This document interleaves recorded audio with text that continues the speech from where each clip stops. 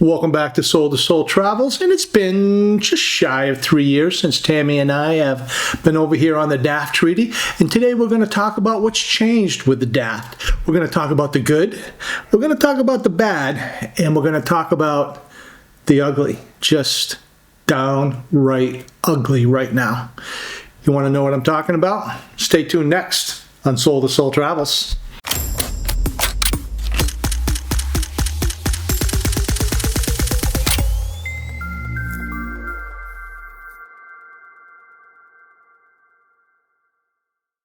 All right, so as you can see, I am on my own today.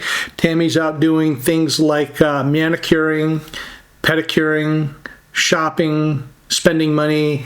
So she's out having a good time, and I hope she has a great time. So I just thought I would take this time to go ahead and kind of cover a couple of different things. And you heard from the intro, the good, the bad, and quite honestly, the downright ugly right now.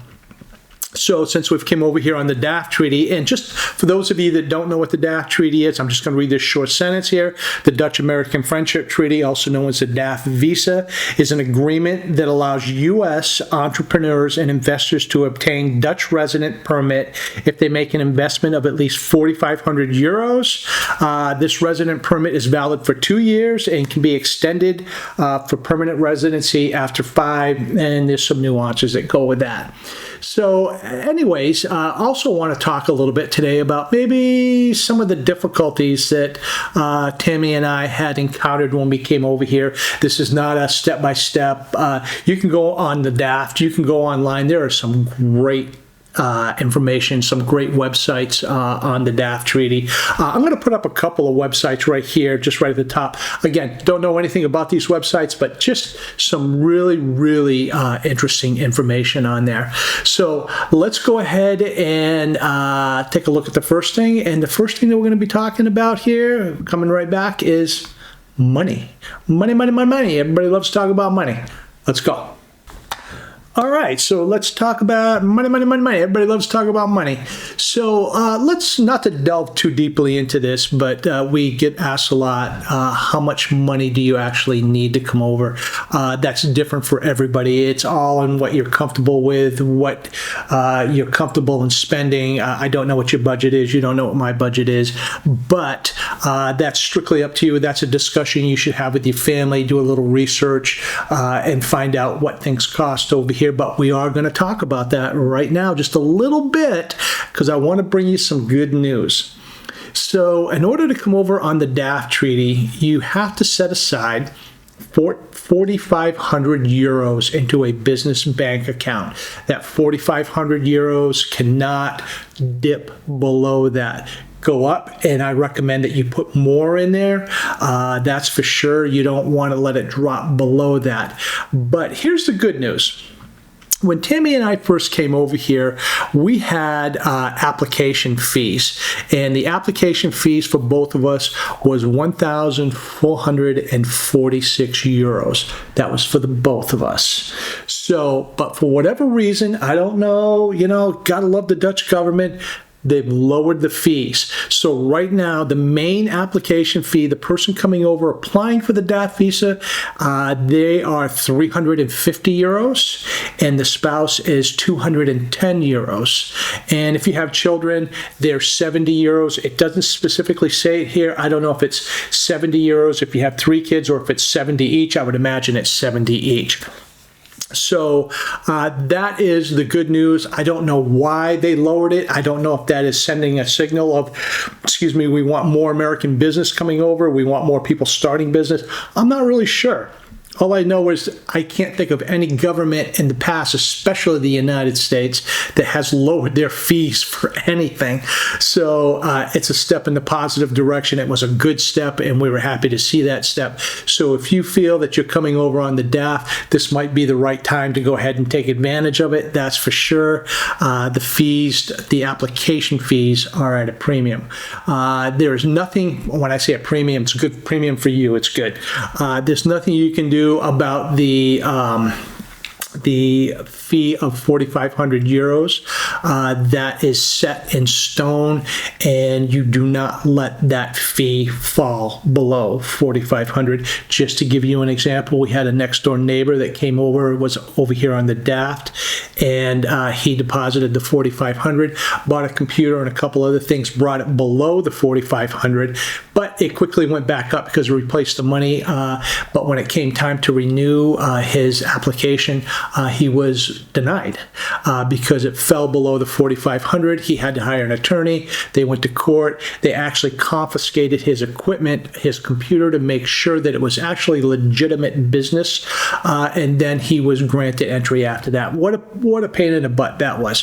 So we got good news here, and the good news is the fees have gone down. The application fees have gone down. Can't do anything else about all the other fees that come along with it, but that's good news. So let's go ahead and move on to maybe some bad news, and let's check that out. So it's bad news, but it's not really bad news. But anyways, let's move on. Let's check it out and see what it's all about. All right, let's talk about the bad. And you know what? I shouldn't say bad. I should say roadblocks, problems that Tammy and I encountered coming over here. Not a big deal, but we just weren't anticipating this, or we weren't anticipating that. Nothing to lose sleep over. But anyway, so the first one was, and it became frustrating, was banking. We had a problem opening a business bank account. It's not like it is in the United States. Over here, there are certain criteria that have to be met. Certain banks operate differently than other banks.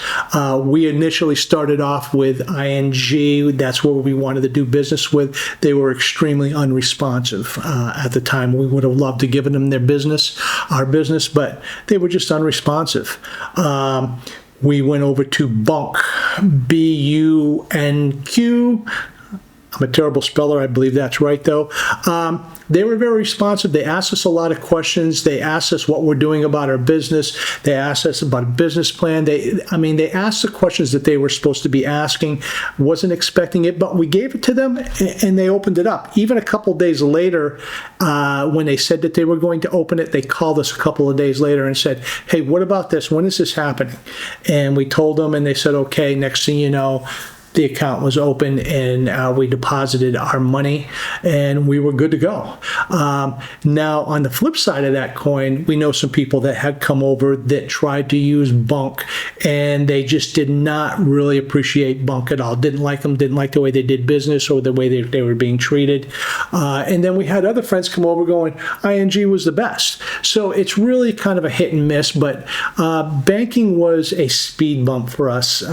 It was a little bit of a problem. It was a little bit of a hassle. That's more of the point. It was a little bit more of a hassle. So that was one of them. Getting phones, we thought we could come over and just sign up and do contracts with phones. You can't do a contract with a phone. You have to have a BSN number. You have to have a registered address. You just need to have that stuff. The best way to go ahead and tackle something like that is just get yourself a SIM card for so long. Put it into your phone.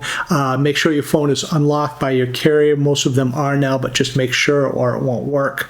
And then once you've gone through your whole process with the DAFT, go ahead and you can just jump right. We were even able to keep our same phone number that came with a temporary SIM card. So that just made things that much easier. So I think we went with, Tammy's going to correct me if she was here, I want to say Vodafone. I'll make a correction if that's not the case. I'll put it right up here if that's not the case. Anyways, so that was one of the problems. When we first got here, we didn't have our BSNs. We were in the process of getting our BSN. I got really sick. When we called the doctor's office, that's the first thing that they ask for is your BSN. Everything focuses around that. We were still treated very, very nicely. They helped us. They triaged us over the phone. But the BSN is something that is, try to get that right away and get that incorporated with your apartment, everything cut, which we're going to talk about next, is necessary because everything focuses around that. The BSN, just to put it in terms for the United States, it's the same thing as a Social Security number, but it is more, to me, widely used and more appropriately used. But anyways, so those are the things right there. If you are going to come over on the DAFT, I mean, those were just a couple of the speed bumps that we encountered. If you're coming over on the DAFT and you're following the steps step by step, you're going to be okay. The big thing is application, putting in your application for the DAFT. You can do that on your own. There are, again, plenty of companies out there that will do that for you. Again, we hired an attorney to go ahead and do that for us.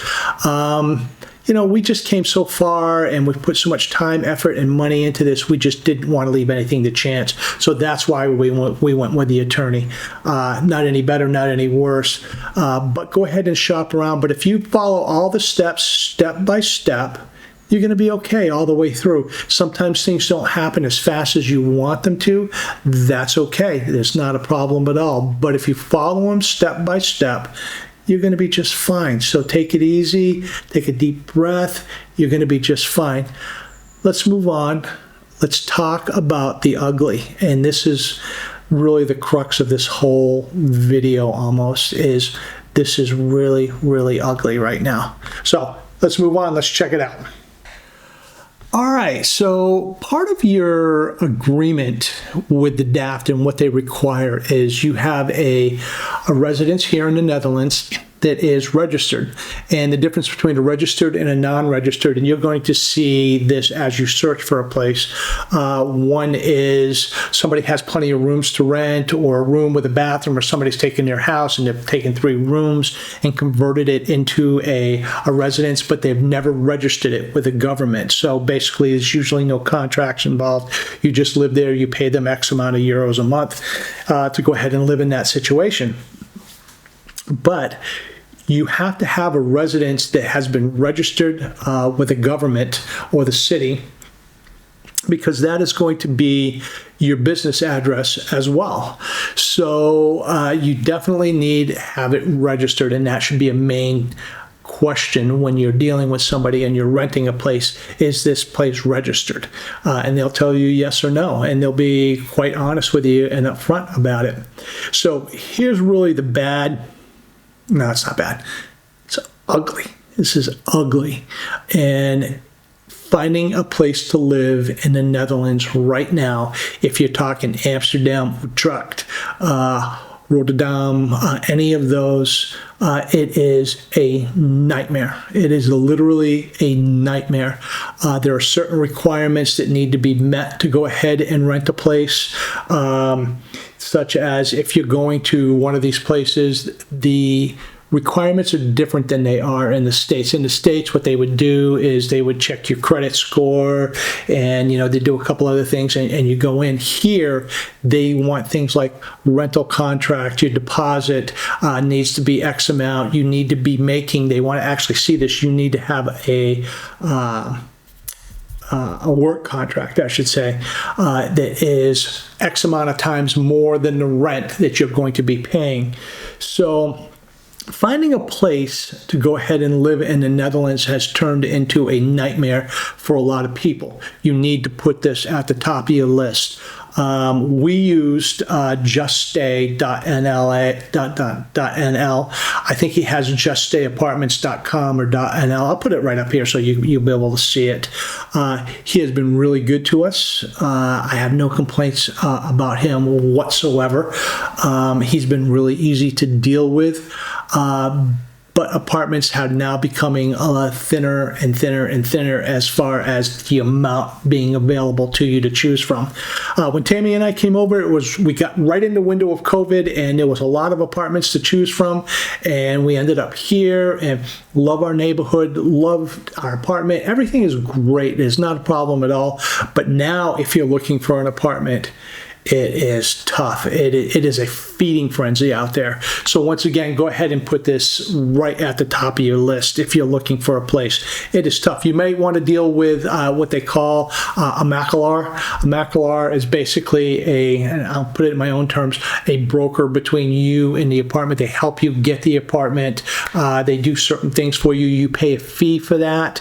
That might be a way to go, but it is not an easy task, especially for somebody that might be coming over under the DAFT, that's for sure. If you're coming over and you work for a company like Pfizer and they're transferring you over here, just use Pfizer as an example, and they transfer you over here, yeah, you have an established relationship, you work for them, and you can easily show them, yes, I've been working for this company, here's my salary, this is what I'm doing. Somebody under the DAFT doesn't really have that set in stone just yet, so it becomes difficult. But no matter which end you're going on, it's difficult to find a place. So make that at the top of your list, put that right there, and start working on that right away along with all the other stuff you need to work on. So anyways, if you have questions, go ahead and shoot us off questions either via the email, soul2soultravels@gmail.com. I think we're going to go ahead and try to do, or I'm going to try to do a video on this after answering some of your questions. Some of the questions are real easy to answer. Some of them are really difficult to answer. And some of the questions, obviously, if they're personal, we don't answer them, such as, how much do you make or how much does it cost? I don't mind answering how much we pay for an attorney or a bookkeeper, things along those lines there. But anyways, just throw some questions out there. So with that being said, thank you so much for tuning in. Give us a thumbs up. Better yet, do a subscribe. You know how much a subscribe costs? Go ahead and subscribe to our channel. That much, zero. Just give us a subscribe. Hopefully on the next one coming back, we're going to have my absolutely stunning, gorgeous, beautiful wife sitting next to me, letting me know and keeping me in line. So from Soul to Soul Travels, till next time, we'll see you there. Dewey, to sing. Right there to subscribe. Just go ahead right there. Thank you. Bye.